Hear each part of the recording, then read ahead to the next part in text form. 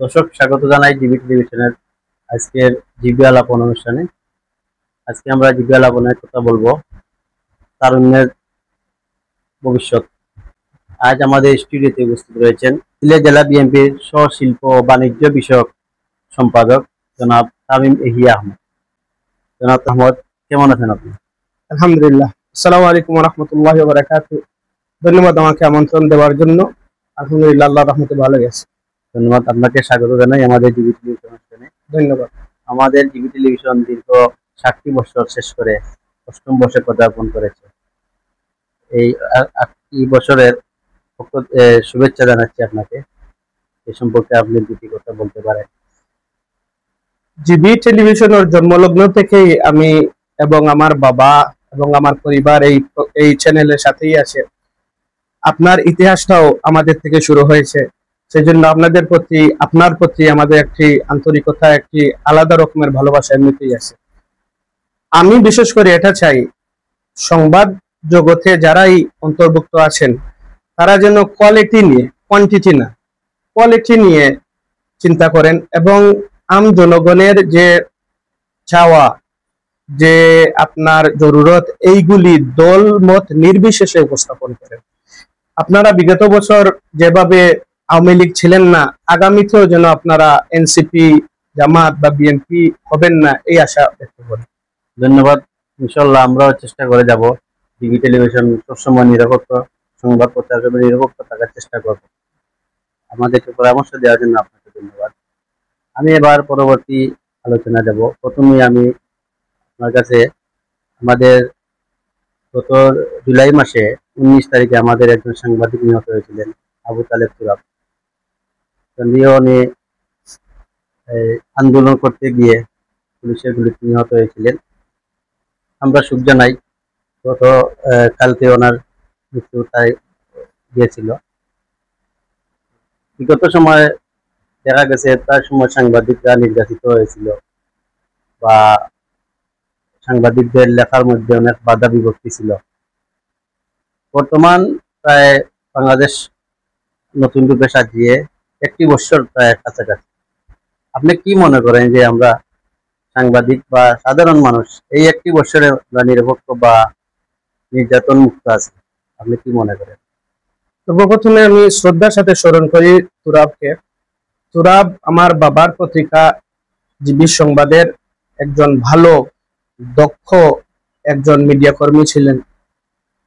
আমি দোয়া করি আল্লাহ রাব্বুল ইজ্জত ওনাকে জান্নাতুল ফেরদৌস নসিব করেন, কারণ উনি একটা জালিম সরকারের কাছে জনগণের যে নির্যাতন, এটা প্রকাশ করতে গিয়ে ওনার জীবন দিতে হয়েছে। আল্লাহ রাব্বুল আলামিন ওনাকে জান্নাত নসিব করবেন। তুরাবেরটা যেভাবে বাস্তব, ঠিক এর অপোজিটটাও বাস্তব। তুরাব আগ্রাসনকে প্রচার করতে গিয়ে জীবন দিয়েছে, কিন্তু তারই অনেক কর্মী আছেন যারা আগ্রাসনকে সাপোর্ট করতে গিয়ে পুরস্কৃত হয়েছে। সংবাদ মাধ্যম, মিডিয়া জগৎ যদি চাইতো তাহলে 17 বছর হতো না। এটাই হলো বাস্তব। আমরা বাবু সাহেবের মতো, আমরা নঈমুল ইসলাম খানের মতো, আমরা বিভিন্ন কোয়ালিটিফুল মিডিয়া হাউস, মিডিয়া ব্যক্তিত্বকে ব্যক্তিত্বহীন অবস্থায় দেখেছি। আমরা চাই, আমি তো এটা আগেই বলেছি, আমরা চাই যে যারাই দেশের জন্য কাজ করবেন তারা যেন দেশ এবং জনগণকে প্রথমে প্রাধান্য দেন, তারপরে অন্য কিছু। বিগত 10 মাস আনফরচুনেটলি আমার যে চাহিদা ছিল এটা পূরণ হয়নি। আমার চাহিদা ছিল যে আওয়ামী লীগ সরকার এবং ফ্যাসিস্ট সরকার যে লেভেলের নির্যাতন করেছে, এটা নিয়ে আরো একটা জোরালো ভূমিকা কিছু দেখব। লুণ্ঠনের অর্থ ফিরত আনার জন্য একটা কিছু দেখব। প্রশাসন, যে প্রশাসনে আওয়ামী লীগকে টিকিয়ে রেখেছে, সেই প্রশাসনকে ধ্বংস করতে কিছু একটা পদক্ষেপ দেখব। কিছুই দেখিনি এখনো। পুলিশ এবং প্রশাসনের ম্যাক্সিমামই যারা আওয়ামী লীগে ছিল তারাই এখন বহাল তবিয়তে আছেন। তারাই আবার লুটপাট করতে সাহায্য করছেন। এটাই যেন আর কি, যে আপনার লিডার বদলেছে, বাকি কিছুই বদলাই নাই। এটাই হলো বাস্তবতা বিগত 10 মাসের। প্রবলেমটা হলো, যতদিন পর্যন্ত আমাদের কাছে একটি নির্বাচিত সরকার আসবে না, ততক্ষণ পর্যন্ত প্রশাসন কন্ট্রোলে আসবে না। কারণ এই যে প্রশাসন, কারেন্ট প্রশাসনটা হলো বিগত আমলের প্রশাসন, এটা চেঞ্জ হয় নাই। আর যেহেতু এই প্রশাসন বিগত সরকারের সবকিছু জানে, সবকিছু জেনেও এলাও করেছে, সেহেতু এই প্রশাসনকে এত সকাল আপনি সরাতে পারবেন না, নিবাতেও পারবেন না। যতক্ষণ পর্যন্ত নির্বাচিত সরকার না আসবে, ততক্ষণ পর্যন্ত নতুন প্রশাসন আসবে না, নতুন পুলিশ আসবে না, নতুন বিচার বিভাগ হবে না, নতুন ভাবে আর্মিও চেঞ্জ হবে না, ততক্ষণ পর্যন্ত আপনারা বিগত 17 বছরের যে গ্রান, এটা থেকে মুক্ত হবেন না। এটা আমার পার্সোনাল অপিনিয়ন। এবং বিগত 10 মাসে আমি আমার যে অপিনিয়নটা, এটাই আমি মনে করতেছি যে এটাই বাস্তব। ধন্যবাদ আপনাকে। তারুণ্যের ভাবনায় বাংলাদেশ, বিগত আন্দোলনে অনেক তরুণরা প্রাণ দিয়েছে সরকারকে বিতাড়িত করতে গিয়ে। আপনি কি মনে করেন ভবিষ্যৎ বাংলাদেশে তারুণদের মূল্যায়ন কিভাবে হবে? তরুণ এবং বাংলাদেশ, এটা কিন্তু আমাদের ইতিহাসেই খুব সুন্দরভাবে অঙ্গাঙ্গিভাবে জড়িত। 52 ভাষা আন্দোলন কারা করেছে? 70-71 মেজর জিয়াউর রহমান, ওনার তো দায়িত্বই ছিল না স্বাধীনতার ঘোষণা। যদি বাকিরা ওনাদের দায়িত্ব পালন করতেন, তাহলে মেজর জিয়াউর রহমান স্বাধীনতার ঘোষণা দিতেন না, জিয়া নামে কেউ চিনতই না। এটাই হলো বাস্তবতা। জিয়াউর রহমানের বয়স তখন কি ছিল যখন উনি স্বাধীনতার ঘোষণা দেন? বাকিরা সবাই ব্যর্থ, জিয়াউর রহমান সাহেব ওনার নিজের জীবনকে বাজি রেখে স্বাধীনতার ঘোষণা দিলেন। 90 সালে স্বৈর শাসক এরশাদের বিপক্ষে বেগম জিয়ার বয়স কি ছিল? এবং 1/11 পরে তারেক রহমান সাহেবের বয়স কি ছিল? সবাই তরুণ। জুলাই আগস্টে যে তরুণরা আপনাদের প্রথম লাইন থেকে আমাদেরকে সাপোর্ট করে গেছে, এটা কিন্তু বিগত 17 বছর আমার মতো তরুণ, শুধু বিএনপির না, বিএনপি, জামাত, দলীয়, নির্দলীয়, বিভিন্ন রকমের, বিভিন্ন স্টাইলের তরুণরা আন্দোলন করে গেছে একটি ফ্যাসিস্ট সরকারের জন্য।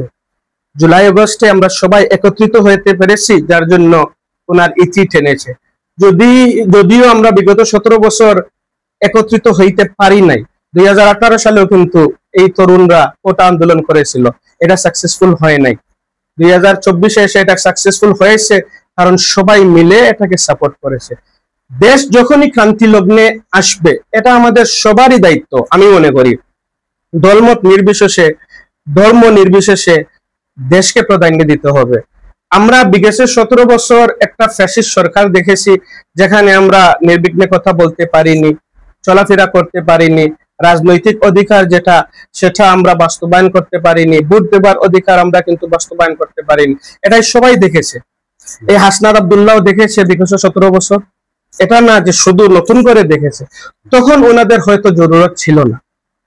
আমরা মনে করেছি যে স্বৈরশাসক হাসিনাকে যদি আমরা না সরাতে পারি, তাহলে ভবিষ্যৎ প্রজন্মরা দেশকে নিয়ে সুন্দর করে কিছু চিন্তা করে দেশ করতে পারবে না। সেজন্য আমরা মার খেয়েছি। আমি ব্যক্তিগতভাবে, আপনারা জানেন, আমার মতো একজন মানুষ রামদার চাপাটি নিয়ে 42টা সেলাই নিয়ে করেছি, জেল খেটেছি। কিসের জন্য? শুধুমাত্র এটাই। অনেক মামলাও ছিল। এখন কিসের জন্য? মেইন টার্গেটটা ছিল যে আমরা শেখ হাসিনাকে সরালে আমরা সবাই মিলে একটা সুন্দর বাংলাদেশ গড়তে পারবো। দেখেন, লক্ষ লক্ষ কোটি টাকা পাচার হওয়ার পরেও বাংলাদেশ টিকে আছে। এই টাকাটা যদি পাচার হতো না, তাহলে আমরা কোথায় থাকতাম? লক্ষ লক্ষ মামলা হওয়ার পরেও মানুষ আপনার রাজনীতি কষ্ট করে করেছে। যদি এই পরিবেশটা থাকতো না, সুন্দর করে আমরা রাজনীতি করতে পারতাম, তাহলে অনেক তরুণরা বিদেশ না গিয়ে দেশেই কিন্তু অনেকটা করতো। আমাদের ক্রিম, আমরা ইচ্ছাকৃতভাবে আমাদের ক্রিমদেরকে আমরা বিদেশ পাঠাচ্ছি। তারা আমেরিকায় গিয়ে ভালো কিছু করতেছে, যুক্তরাজ্যে গিয়ে করতেছে, ডেনমার্ক গিয়ে করতেছে, সুইডেন গিয়ে করতেছে। আর আমাদের জন্য কারা? আমরা কিন্তু এদিকে যদি না থাকাই, আমরা যদি আমাদের দেশের ক্রিমকে দেশের ভিতরে না রাখি, তাহলে ভবিষ্যৎ যতই আপনি উন্মুক্ত থাকে না কেন, ভবিষ্যৎ অন্ধকার। কারণ ট্যালেন্টেড পিপল যদি ট্যালেন্টেড চেয়ারে না বসে, ট্যালেন্ট আসবে না, দেশ ট্যালেন্টেড হবে না, এটাই হলো বাস্তবতা।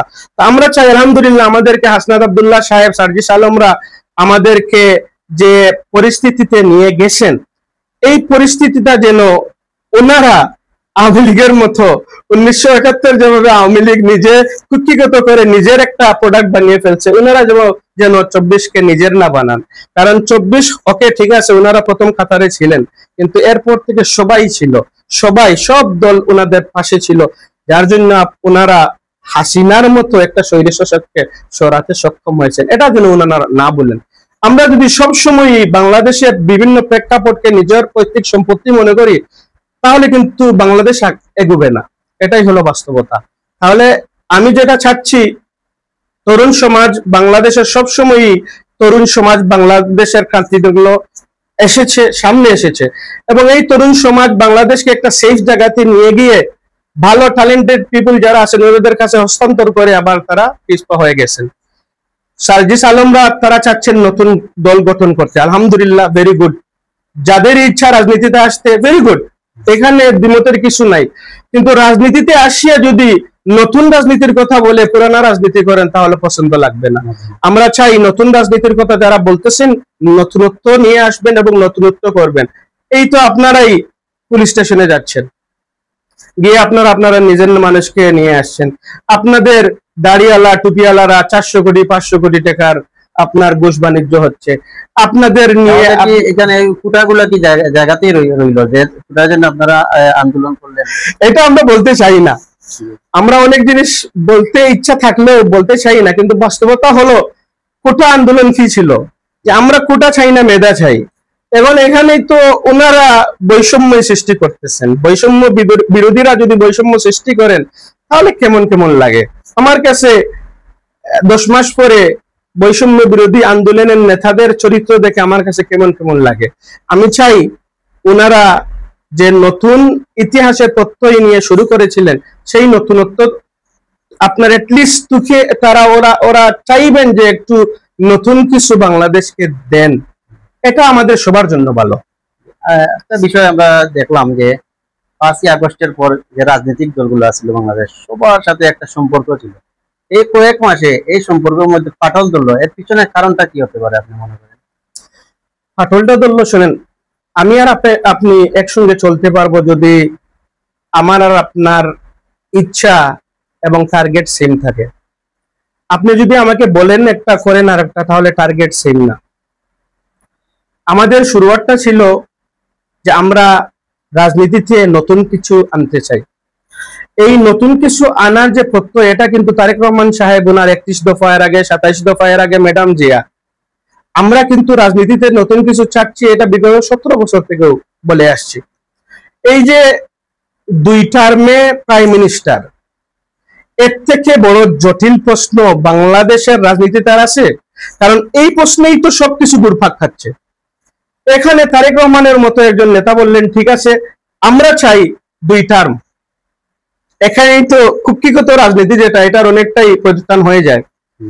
আমরা ডাইনামিক এবং রেভলিউশনারি কিছু পদক্ষেপ নিতে পারি, নিতে জানি, সেজন্যই আমাদেরকে আমাদের স্পেস দিতে হবে। আমরা বড় ভাই, সার্জিস আলমরা হলেন ছোট ভাই, আমরা বড়। এখন ওনারা যদি মনে করেন আমাদের সাথে কম্পিটিশন করে, ঠিক বেন, আলহামদুলিল্লাহ, we don't have any problem. But আমাদের একটা ওয়ার্ডে যে লেভেলের ফলোয়ার আছে, ওনাদের তো পুরা একটা ইউনিয়নে উপজেলায় সেই ফলোয়ার থাকবে না, এটা বাস্তব না। কারণ বিগত 10 মাসে ওনাদের ফলোয়ারের সংখ্যা যেটা, এটা হ্রাস খাচ্ছে, এটা বৃদ্ধি পাচ্ছে না, হ্রাস খাচ্ছে। কারণ ওনারা বলছেন একটা, পত্র পত্রিকায় আসতেছে আর একটা। বাংলাদেশের যে রাজনীতি, এই রাজনীতিতে যত সময় পর্যন্ত সার্জিস আলমরা বিএনপি কে অপোজিশন না মেনে, বিএনপি কে নিজের ভাই মনে করে একসাথে সফর করবেন না, তত সময় পর্যন্ত ওনার জন্য প্রবলেম হবে। কারণ বাংলাদেশের প্রেক্ষাপটে বিগত 17 বছর বিএনপি ব্যাশিং হয়েছে। বিগত বাস্তবতা এটাই। আমরা খাম্বা তারেক শুনেছি, আমরা কমিশন শুনেছি, আমরা হাওয়া ভবন শুনেছি। বিগত 17 বছর আওয়ামী লীগ সরকার চিরুনি অভিযান করার পরেও কিছুই টিকে নাই। তাহলে আমাদের খাম্বাও ভুল ছিল, হাওয়া ভবনও ভুল ছিল, সবকিছুই ভুল। বাস্তবতা হলো তারেক রহমান জিয়াউর রহমানের ছেলে। যে জিয়াউর রহমান একটি ভাঙা সুটকেস আর একটা সাইকেল দেখে গেছেন, ওই মানুষের ছেলে। এই মানুষের ছেলের ভিতরে দুর্নীতি থাকবে না এটা আমরা বলে আসছি, অনেক সময় জনগণ বিশ্বাস করেননি, কিন্তু বিগত 17 বছরের চিরুনি অভিযানের পরেও যেহেতু এটা টিকে নাই, তা আমাদের তাই তো বাস্তব। এখন উনি হলেন আমাদের জন্য একটা অ্যাসেট। তারেক রহমান হলেন বাংলাদেশের জন্য একটা অ্যাসেট। আমি ওনার রাজনীতি করি বলি এর জন্য আমি বলতেছি না, কারণ আমরা বড় হয়েছি, আমার বয়স 44, আমি বড় হয়েছি খাম্বা তারেক শুনে, আমি বড় হয়েছি হাওয়া ভবন শুনে। আমার অটোমেটিকলি একটা নেগেটিভ ধারণা ছিল, কিন্তু এই নেগেটিভ ধারণাটা আমি স্টাডি করে সরাইছি। আমি চাইবো যে আমাদের সার্জিস আলমেরা, আমাদের ভবিষ্যৎ প্রজন্ম তারেক রহমান সম্পর্কে ভালো করে স্টাডি করবেন, করে অ্যাসেটকে অ্যাসেটের মতো ব্যবহার করবেন। জিয়াউর রহমানের ছেলেকে যদি আপনি জিয়াউর রহমানের মতো ব্যবহার না করেন, তাহলে আপনারা আগামীতে শুধু ধ্বংসের রাজনীতি ছাড়া কিছুই পাবেন না। ধন্যবাদ। আসলে সুন্দর আলোচনা চলছে, সুন্দর আলোচনা শুনছি। যেহেতু বিএনপি সিলেট জেলা বিএনপি সহ শিল্প বাণিজ্য বিষয় সম্পাদক, বিগত সময় দেখেছি অনেকেই বিএনপির আন্দোলনে মাঠে ছিল না, কিন্তু বর্তমান 5ই আগস্টের পর মানে ওনাদের প্রচারণা, ওনাদের এগুলা বেশি চলতেছে। এই বিষয়টা আপনি একটু ক্লিয়ার করবেন। রাজনীতি হলো একটা উন্মুক্ত ময়দান। আন্দোলন একটা স্পেসিফিক ধরনের চরিত্রের মানুষকে টার্গেট করে। আন্দোলন টার্গেট করে সাহসী মানুষকে, আন্দোলন টার্গেট করে দেশপ্রেমিক মানুষকে, আন্দোলন টার্গেট করে যারা জনগণের পাশে নিঃস্বার্থে আসে, এই ধরনের মানুষকে অ্যাট্রাক্ট করে। যারা আন্দোলনে ছিলেন আমজনতা দেখেছে, যারা তাদের সাথে তাদের কষ্টে ছিলেন আমজনতা দেখেছে, এবং 5 আগস্টের পরে নতুন ভাবে কারা আসছেন সেটাও আমজনতা দেখছে। দলের দায়িত্ব হলো, যেহেতু সবার একটা অধিকার আছে রাজনীতি করার, সবার অধিকার আছে এমপি, চেয়ারম্যান, উপজেলা চেয়ারম্যান হওয়ার, এটা কোনো প্রবলেম না, কিন্তু বাস্তবতা হলো দলের ডিসাইড করতে হবে দল কোন ধরনের মানুষ এবং নেতৃত্ব সৃষ্টি করতে চায়। কারণ দল যদি এটা সঠিকভাবে চয়ন না করে, তাহলে আগামীতে যদি আবার 17 বছর আসে, তাহলে এলাকা নেতৃশূন্য হয়ে যাবে। কারণ দল যদি রং সিলেকশন করে, আবার দল যদি সঠিক মানুষ চয়ন করে যারা 17 বছরে কষ্টেও ছিল, ভালোই ছিল, বাদেই ছিল, আন্দোলনেও ছিল, সব জায়গায় ছিল, তখন আগামীতে এই নেতৃত্ব কিন্তু আবার থাকবে। আমরা চাই, আমি ব্যক্তিগতভাবে চাই, আমাদের বিদেশের অনেক ট্যালেন্টেড মানুষরা আছেন, ওনারা যে এমপি হতে হবে এটা জরুরি না, দেশ সেবা করতে হলে এমপি হওয়া জরুরি না। ওনারা আপনার টেকনোক্র্যাট হিসাবে আমাদেরকে সাহায্য করতে পারবেন। আমি ব্যক্তিগতভাবে যেটা, আমি যদি দল থেকে মনোনয়ন পাই, যদি আমাকে সিলেক্ট করা হয়, তাহলে আমাদের সিলেট 6-এর ভিতরে গোলাপগঞ্জ, বিয়ানীবাজারে যারা বাইরে আছেন ট্যালেন্টেড, যাদের স্কিল আমাদের প্রয়োজন, আমি তাদেরকে আহ্বান জানাবো আমার সাথে কাজ করার জন্য। কারণ আমার টার্গেটটা হলো যে, বাকি আসনগুলি আমি জানি না, সিলেট 6কে এমন ভাবে রেখে যাই যে সিলেট 6-এর মানুষ এটা অনুধাবন করতে পারে যে রাজনীতি কিন্তু বাদের জন্য না, ভালো মানুষ ভালো চেয়ারে বসলে অনেক কিছু করতে পারে, আর এই ভালো মানুষের প্ল্যাটফর্মটা হলো রাজনীতি। আমরা এখন রাজনীতিকে গালিগালাজে পরিণত করেছি, কারণ যারাই বসে চুরি করে, ডাকাতি করে, লুণ্ঠন করে। আমি চাই আমার মতো তরুণ যারাই আসবেন, বিদেশিরা যারা আমাদেরকে সাপোর্ট করবেন, আমরা যদি সুন্দর করে এলাকাটা পরিচালনা করতে পারি 5 বছরের জন্য, আমি মনে করি রাজনীতির ইতিহাসে, রাজনীতির ভবিষ্যতের জন্য এটা অনেক বড় পাওয়া হয়ে যাবে। এটা আমার ব্যক্তিগত মতামত। ধন্যবাদ আপনাকে আপনার গুরুত্বপূর্ণ সময় আমাদের ডিবি টেলিভিশনের দর্শকদের দেওয়ার জন্য। আমাদের অনুষ্ঠান শেষ করতে হবে, যেহেতু আগামী নির্বাচনে সিলেট 6 আসনে আপনি প্রতিদ্বন্দ্বিতা করতে চাচ্ছেন, যদি দল আপনাকে মনোনয়ন দেয়, এই হিসাবে শেষ সংক্ষেপে এই সিলেট 6 আসন বা আমাদের দর্শকের উদ্দেশ্যে কিছু বলবেন। আমি দর্শকের উদ্দেশ্যে এটাই বলতে চাই, দলমত নির্বিশেষে আপনারা সব সময় এটাই আপনারা দয়া করে চাইবেন যে যে মানুষকে আপনারা সব সময় পান সেই মানুষই যেন আপনাদের নেতা হয়। যে মানুষকে আপনারা কষ্টে পেয়েছেন সে মানুষকে আগামীতে আপনারা প্রবলেমে পড়লে তাকে পাবেন। এটাই হলো বাস্তবতা। যে মানুষ দলের জন্য, দেশের জন্য, জনগণের জন্য রক্ত দিতে পারে সেই মানুষ আপনাদের জন্য অনেক কিছু করতে পারবে। আমি তামিম ইয়াহিয়া আহমদ, আমার যে পরিবার, আমার 150 বছরের সমাজ সেবার ইতিহাস। আমি মৌলানা রশিদ আহমদের ছেলে, উনি মাহমুদ হোসেন চেয়ারম্যান সাহেবের ছেলে, উনি মৌলানা আব্দুল গনি সাহেবের ছেলে, উনি ডক্টর আসগর আলীর ছেলে। এইখানেই হলো 150 বছরের ইতিহাস। আমাদের ফ্যামিলিতে আপনারা কখনোই পাবেন না যে কেউ বলতে পারবে যে এত সমাজ সেবার পরেও আমরা কারো সাথে দুর্ব্যবহার করেছি, কারো জমি দখল করেছি, কাকে আমরা অন্যায়ভাবে আপনার মামলার শিকার করেছি, এইগুলি আমাদের মাঝে নাই। আমরা জেনুইনলি সমাজ সেবাতে এসেছি। আমরা জেনুইনলি যখন নির্বাচন, আমার বাবা 2009 সালে উপজেলা নির্বাচন করেছেন, জিতার পর আমরা সবাই এখানে আসি, যারা এসে বদরুলও আসে, সেও জানে। আমরা রাত 12টা পর্যন্ত জানি উনি ফাঁস, সকালে উঠে শুনলাম উনি ফেল হয়ে গেছেন। কারণ আমাদের টার্গেট যদি থাকতো নির্বাচন, তাহলে এগুলি বাদ দিয়ে আমরা আবার বিদেশ চলে যেতাম। আমরা কিন্তু কন্টিনিউয়াসলি আসছি এবং এখানে আসি। আমার দাদা 1999 সালে মারা গেছেন। মারা যাওয়ার পরে আমার বাবা এখানে আসেন, আমি ওনার সাথে ছিলাম এবং কন্টিনিউয়াসলি উনি মারা যাওয়ার পর থেকে এখানেই আছে। আমাদের কিন্তু অনেক সময় আমার বাবা, আমরা বড় হয়েছি বাবা না দেখে। আমার বয়স 19 বছর ছিল যখন আমার বাবা বাংলাদেশে আসেন। আমার ছেলে মেয়েরা 8 বছর 9 বছরের, এখন 16 বছর 17 বছরের, 22 বছরের। এটাই হলো বাস্তবতা আমাদের, যে আমরা আমাদের পরিবারকে তোয়াক্কা না করে জনগণের পিছেই আমাদের ফাইন্যান্স, আমাদের মেহনত, আমাদের রক্ত সবকিছুই ব্যয় করি। চাওয়া পাওয়া কিছু না। চাওয়াটা হলো একটাই, বাবা বলতেন যে আমার পকেটে 100 টাকা আছে, আমি মানুষ 10 জনকে সাপোর্ট করতে পারবো। সরকারি কোনো পজিশনে গিয়ে যদি বসি তাহলে আমি 1000 জনকে সাপোর্ট করতে পারবো। আমার চাওয়াটাই এটা। আমি যদি কোনো সময় সরকারি একটা তহবিল পাই, আমার যে পরিকল্পনাগুলো আছে যার কারণে আমি ঘুমাইতে পারি না রাত্রে, এই পরিকল্পনাগুলো কিন্তু আমি বাস্তবায়ন করতে পারবো। এটাই আমাদের টার্গেট, আর কিছু না। যদি আপনারা আমাদেরকে পছন্দ করেন এটা পাবেন, যদি পছন্দ না করে প্রত্যাখ্যান করেন, তারপরেও আমরা কাজ যেটা আছে সমাজ সেবার সেটাই করতে পারবো। ধন্যবাদ। আমাদেরকে সাথে রাখবেন, আমাদের জন্য দোয়া করবেন। ধন্যবাদ আপনাকে দাওয়াত দেওয়ার জন্য। ধন্যবাদ জিবি টেলিভিশনকে। আমি প্রথমেই বলেছিলাম যে আপনাদের কাজ হলো আপনারা সমাজের আয়না। যেহেতু আপনারা সমাজের আয়না, সবসময় নিরপেক্ষ থাকবেন। এক সময় আওয়ামী লীগ ছিলেন না, আগামীতে যেন বিএনপি হন না, এটাই হলো আমার চাহিদা। আপনারা সবসময় আমাদেরকে আমাদের আয়না দেখাবেন এবং এই আয়না যদি সুন্দর হয় আমরা খুশি হব। আর এই আয়না যদি আমাদেরকে পছন্দ না লাগে তাহলে এটা থেকে আমরা কিছু শিখে নিজেকে বদলানোর চেষ্টা করব। মিডিয়ার কাজ হলো এটাই। ধন্যবাদ। আসসালামু আলাইকুম ওয়া রাহমাতুল্লাহি ওয়া বারাকাতুহু। অসংখ্য ধন্যবাদ আপনাকে। দর্শক, আমরা এতক্ষণ কথা বললাম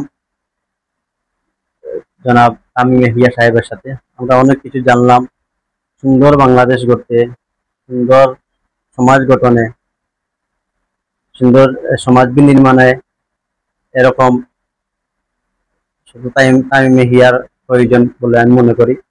ধন্যবাদ জানাই আমাদের সাথে থাকার জন্য। ধন্যবাদ। আসসালামু আলাইকুম ওয়া রাহমাতুল্লাহি ওয়া বারাকাতুহু।